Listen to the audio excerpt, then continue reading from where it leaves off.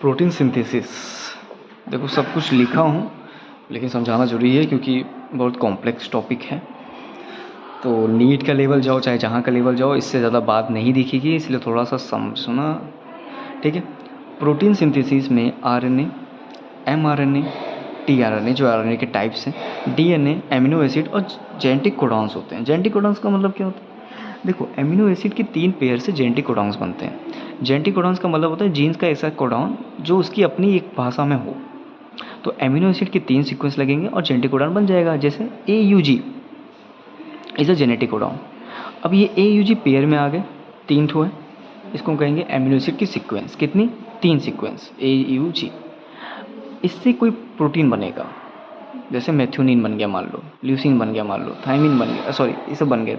तो क्या है इसका मतलब है कि हाँ ये एस्पार्जिन बन गया मान लो, इसका मतलब है कि ये प्रोटीन बन गया। ठीक, इतना कुछ चाहिए हमें। अब mRNA मतलब मैसेंजर होता है, T फॉर ट्रांसफ़र होता है। मैसेंजर RNA क्या करता है, इस RNA के स्टैंड पे, क्योंकि RNA चाहिए हमें प्रोटीन बनाने के लिए जो DNA से मिलेगा, तो ये RNA के स्टैंड पे ऐसे छोटे छोटे करके कोडॉन्स लग जाएंगे। कौन से कोडॉन? एमिनो एसिड के सीक्वेंस वाले कोडॉन्स या जेनेटिक कोडॉन्स, जो क्या चाहो कह लो। इन कोडॉनों की मैसेंजिंग होगी कि भाई 2 3 4 या 4 5 6, यानी AUG या UGA, इस तरह से मैसेजिंग होगी कि किस मैसेज किस कौन सा एमिनो एसिड का कौन सा जीन्स क्या चीज़ बता रहा है। फिर इन सीक्वेंस को किसी मैच्योर जगह पे भेजा जाएगा और वहाँ पे उसकी रीडिंग होगी। और वो रीडिंग के बाद क्या होगा?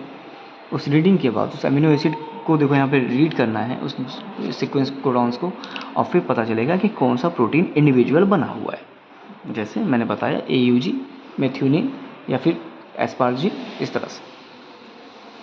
अब सभी की सीक्वेंस और पर्टिकुलर प्रोटीन याद करना मुश्किल नहीं, नामुमकिन होता है, तो उस पर ध्यान नहीं देना होता है। प्रोटीन सिंथेसिस के लिए एक चीज़ और चीज़, इसको कहते हैं राइबोसोम। क्या कहते हैं? राइबोसोम। ठीक है, तो इतनी चीज़ तुम्हें चाहिए। अब चलते हैं टॉपिक पे। एक टॉपिक होता है ट्रांसक्रिप्शन, एक होता है ट्रांसलेशन। ट्रांसक्रिप्शन वो प्रोसेस होता है जहाँ DNA से RNA बनता है। ट्रांसलेशन वो होता है जहाँ RNA से प्रोटीन बनता है।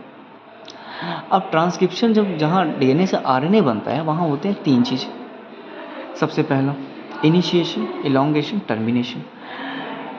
इनिशिएशन में देखो क्या हो रहा है, ये देख लो DNA जो हेलिक्स है, जो डबल हेलिक्स स्टैंड का होता है, 2 स्टैंड होते हैं इसमें, डबल हेलिक्स वाला होता है।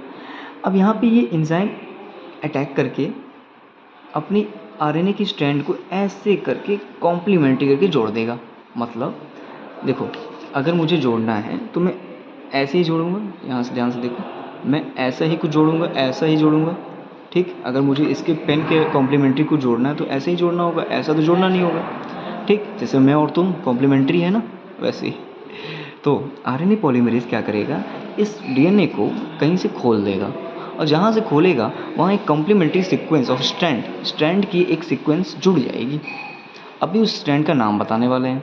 हालांकि RNA पॉलीमरेज जोड़ रहा है तो स्ट्रैंड का नाम क्या होगा? RNA से ही रिलेटेड होगा। इलॉन्गेशन पे आ जाओ। इलॉन्गेशन में मतलब वही समझोगे कि इसी RNA स्ट्रैंड, जो RNA स्ट्रैंड जुड़ा है, सबसे पहला कौन सा जुड़ता है? mRNA जुड़ता है। याद रखो, mRNA, ये याद करने वाली चीज़ है। mRNA की स्ट्रैंड सबसे पहले जुड़ती है, और वो जैसे ही जुड़ती है उसमें न्यूक्लियोटाइड आ जाते हैं। न्यूक्लियोटाइड क्या होते हैं भाई? न्यूक्लियोटाइड्स न्यूक्लिक एसिड के बेसिस होते हैं, जैसे एडेनिन, ग्वानिन, थायमिन, साइटोसिन वगैरह वगैरह, है ना, ये सब होता है। ये सब जुड़ जाते हैं, ठीक है, इस स्ट्रैंड पे जुड़ जाते हैं न्यूक्लियोटाइड। ठीक, अब ये mRNA अपने आप को मैच्योर करता है और टर्मिनेशन में अलग हो जाता है। कहाँ से अलग हो जाएगा? DNA से अलग हो जाएगा।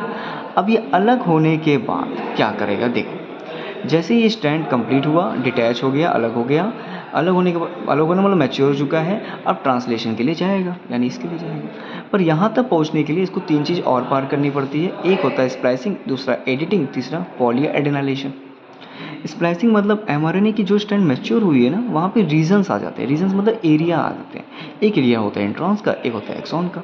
एक्सॉन वो एरिया होता है जहाँ पे कोई कोडिंग नहीं होती, कोई कोडिंग नहीं, सॉरी, एक्सॉन वो होता है जहाँ पे कोडिंग होती।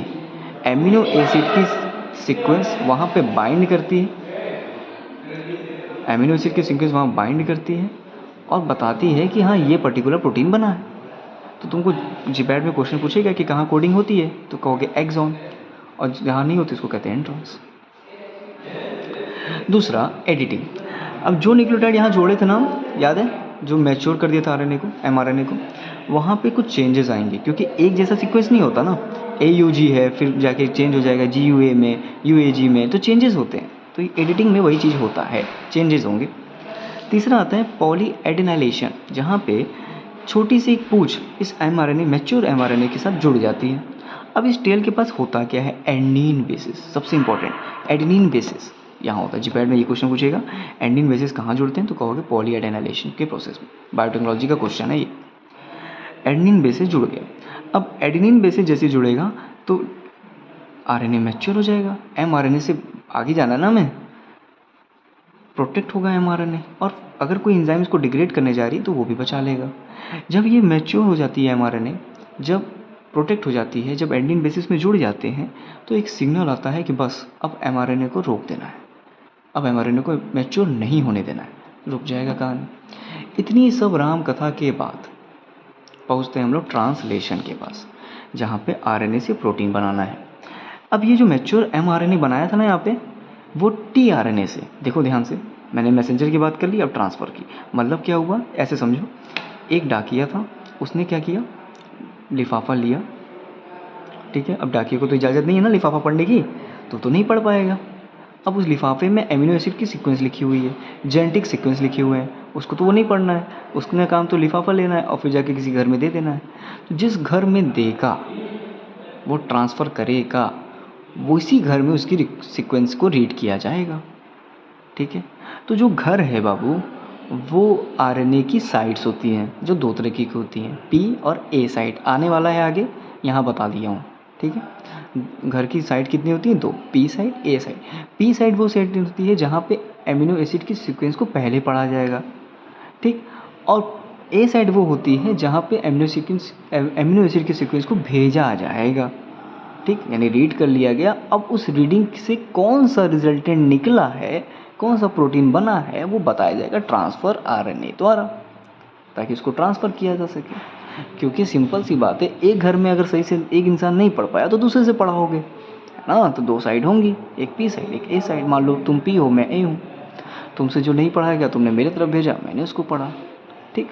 जब मैं पढ़ रहा हूँ तो तुम वैकेंट हो, खाली बैठी हो, ठीक। फिर तुम्हारे में एमिनो एसिड जुड़ने लगेंगे, मेरे में नहीं जुड़ेंगे, ठीक है। फिर कहोगी यार रजत ये वाला मतलब मुझे नहीं पता, तो फिर मुझे भेजोगी ए साइड पे, फिर मैं उसको पढ़ूंगा। फिर मान लो कि मुझे समझ नहीं आ रहा है, फिर मैं तुमको कहूँगा कि तुम पढ़ लो। तो इसको कहते हैं ट्रांसफ़र करना। लिफाफे वाले काम का, डाकिया के काम है सिर्फ मैसेज करना, पहुँचा देना।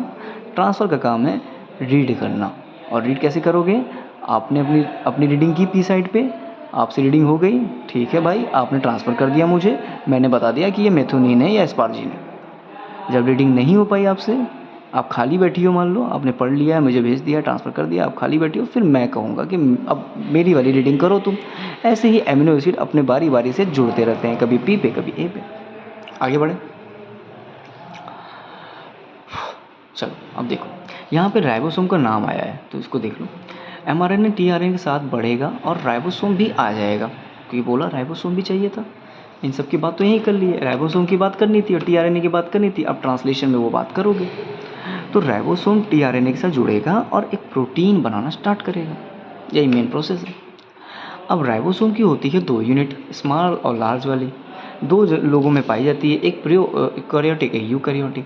प्रो में जो पाया जाता है 70 है, और हम लोग में जो पाया जाता है उसकी यूनिट है 80s।